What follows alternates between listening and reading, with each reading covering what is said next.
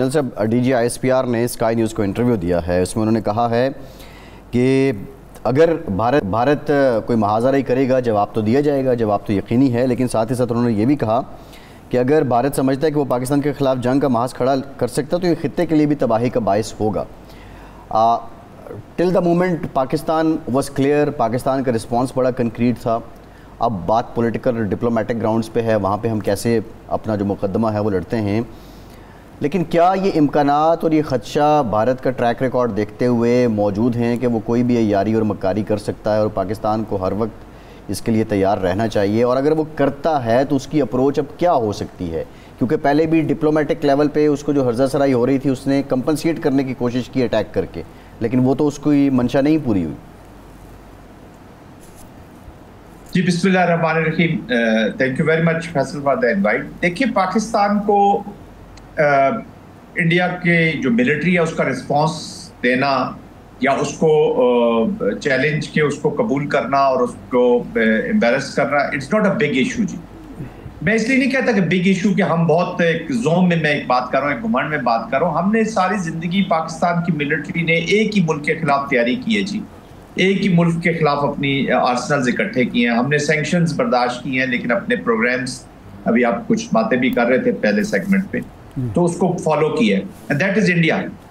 इस वक्त पाकिस्तान का चैलेंज आया हुआ है जी, ये जो माइंड सेट है, हिंदुत्व की जो एप्लीकेशन हुई है, आरएसएस का जो माइंड सेट है, हेट बेस्ड आइडियोलॉजी की जो एप्लीकेशन है, जो इंडिया के अंदर किसी माइनॉरिटी को और इंडिया के नेबरहुड में किसी की सॉवरेनिटी को नहीं देख सकती। और पाकिस्तान सबसे बड़ी हर्डल है उसका, जो रीजनल जो वो प्लेयर एक बनना चाहता है या जो रीजनल उसका ख्वाब, अब तो वो चिकना चूर हो गया जी। 48 आवर्स लगे हैं भारत को, जितना वो बिल्ड करके लाया था, बिल्टअप करके लाया था, उसको 48 आवर्स लगे। Their military has been embarrassed. और किसी भी कमांडर की, किसी भी मिलिट्री लीडर की सबसे बड़ा जो मिलिट्री ऑब्जेक्टिव होता है, one of the big objectives is to embarrass the enemy's military in the eyes of their own people, और वो पाकिस्तान ने कर दिया। अब ये जो मोदी का जो मीडिया है, ये जो इंफॉर्मेशन वॉरफेयर में और मोदी की स्पीच को पिवट रख के वो अब इसको फिर झूठ को फैलाएगा और पूरी दुनिया को इंप्रेशन, जो न्यू नॉर्म की बात करता है। हालांकि न्यू नॉर्म ये सेट हो गया कि Bharat is no more a hegemon of the region, वो चैलेंज हो गया जी। न्यू नॉर्म ये सेट हुआ कि पाकिस्तान ने रिस्पॉन्ड किया है, पाकिस्तानी नेशन का रिजॉल्व वापस आया है, पाकिस्तान ने रेजिलियंस दिखाई है, पाकिस्तान ने सबसे बड़ी बात है डिफेंस दिखाई है, किसी का इजारादारी नहीं मानता कोई भी फॉर दैट मैटर। पाकिस्तान अपने आप को डिफेंड करना जानता है और डिफेंसिव मैनूवर में ही आपने उनकी मिलिट्री को फारिग कर दिया जी। टोटल लगे हैं कुछ 40-45 मिनट से शुरू होकर 3 घंटे और 45 मिनट लगे। उसके बाद फिर आपने अपना पोटेंशियल दिखाया कि अब हम बदला जो ले रहे हैं वो मेरा हमारा पोटेंशियल देख लें। और सबसे इंपॉर्टेंट चीज पाकिस्तान ने दिखाई, अनबाउंडेड रिजॉल्व। तो अब ये पाकिस्तान एक नया जब पाकिस्तान निकला है, तो अब इसने मुकाबला माइंडसेट जो मैं जिसकी पहले बात करूं हिंदुत्व की, वो अब नई साइड से कोई ना कोई एप्लीकेशन जरूर करेगा। War is not over, one event has been managed so well कि आप इतनी बड़ी स्टेट को क्रिपल कर दिया। और फर्स्ट टाइम हमने देखा है कि मिलिट्री ने नोशन ऑफ विक्ट्री लगाते हुए और इतनी खूबसूरत बाकी भी जो चीजें हैं, जो एनवायरनमेंट्स हैं, उनको अचीव कर लिया जी। जनरल साहब ये फरमाएं कि उसको तो यूरोप, अमेरिका, बल्कि हमारे भी बाज़ दोस्त मुल्क चीन का हम पल्ला और चीन का मद्दे मुकाबल समझ रहे थे, और पाकिस्तान के बारे में तो था कि जी वो छोटा भाई है, छोटा भाई बन के रहे। लेकिन जिस तरह से हमने चैलेंज किया है और चंद घंटों के बाद वो घुटने टेकने पर हुआ है, इसके बाद उन दोस्त अहबाब का भी, यूरोप का भी, अमेरिका का भी रवैया बदलेगा कि एक ऐसा मुल्क जो पाकिस्तान के मुकाबले में खड़ा होने के काबिल नहीं है, उसको हम चीन का मद्दे मुकाबल बना रहे हैं। तो क्या इसकी वजह से एक पॉलिसी शिफ्ट अमेरिका और यूरोप के जो पॉलिसीज़ हैं उसमें भी आएगी? देखिए, मैं कोई मेजर पॉलिसी शिफ्ट नहीं देख रहा जी, not as of now. But Trump वो कुछ भी कर सकते हैं, वो ऑफ कोर्स कर सकते हैं, लेकिन जो रोल उसने अपने आप को या as a watch dog in Indo Pacific strategy जो उसने अपने आप को पेश किया हुआ था, शायद पाकिस्तान उस हद तक उनके ऑब्जेक्टिव्स को पूरा ना कर सके। पाकिस्तान ने अफगानिस्तान की वॉर से सीखा है जी कि वो किसी और के कॉन्फ्लिक्ट में या किसी और के, और दूसरी तरफ देखे ना, मेन कॉम्पिटिटर कौन है? चाइना। चाइना ने जितना स्ट्रेटेजिकली और खासतौर पे इन क्राइसिस में जिस तरीके से पाकिस्तान के साथ खड़ा हुआ है, अनप्रेसिडेंटेड।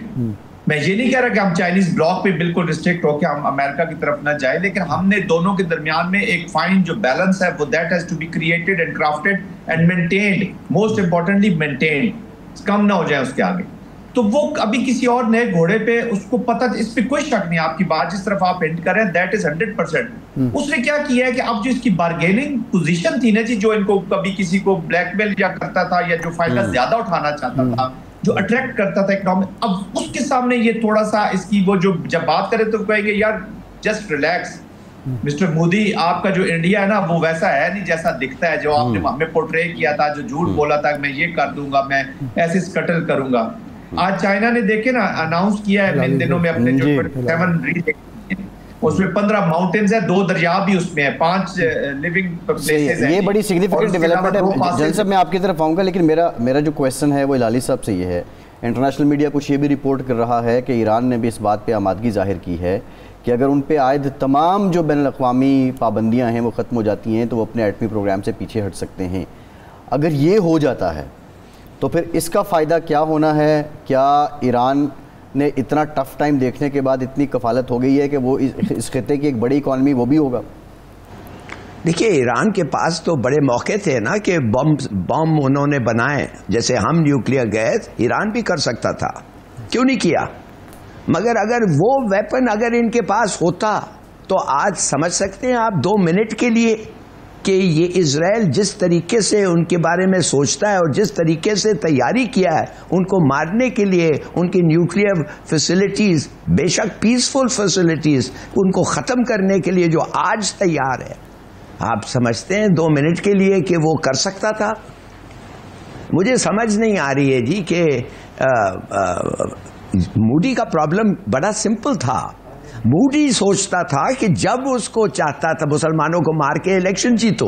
मूडी का पूरा प्लान ये था ना, ही हेट्स मुस्लिम्स, और उसका जो पूरी फॉलोइंग है आरएसएस, शिव सेना, हिंदू महासभा, गॉड नोज कौन या कोई नहीं, ये सब इनका तो सबसे बड़ा चीज है कि मुसलमानों को मारो। और मूडी 1 साल इलेक्शन के पहले आके मार देता था।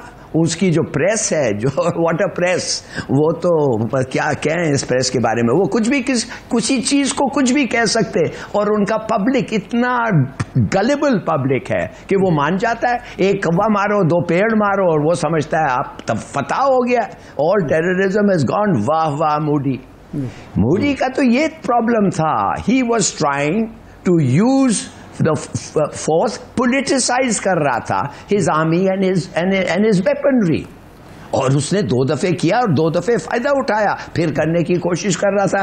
इस वक्त जब उसने किया तो he met his Indian army, क्या वो तो इंडियन जनरल खुद कहते हैं कि भाई हम समझते हैं कि बेहतर है चीनियों से लड़ो निस्बतन पाकिस्तानी से लड़ो, इसलिए कि पाकिस्तानी चीनियों का हथियार चीनियों से बेहतर इस्तेमाल करके लड़ते हैं।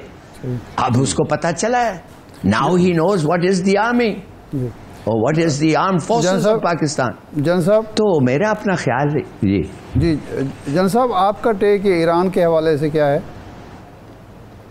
जी देखिए, ईरान के लिए इस वक्त जैसे अभी हलाली साहब फरमा रहे हैं, उन्होंने प्रोबेबली मेरे ख्याल में ऑफर ये एक सजेशन ये वहां पे चला रहे हैं कि जी आप कोई जॉइंट वेंचर कर लें न्यूक्लियर का जो पीसफुल यूज है और इन्वेस्टमेंट करें अमेरिका की इधर। देखिए, ईरान जो है उसके जो इंटरेस्ट है इन द रीजन, उसको बहुत नुकसान पहुंचा जी पिछले दिन इस वॉर ने, खासतौर पे ये जो जेनोसाइडल एक्शन हुए हैं, फिर शाम के बीच में अभी वो इंटरेस्ट ले रहा है, शाम में और चेंज हुए हैं चीजें, तो ईरान के सो कॉल्ड जो उनके सपोर्ट बेस थी इन द रीजन वो कम हुई है।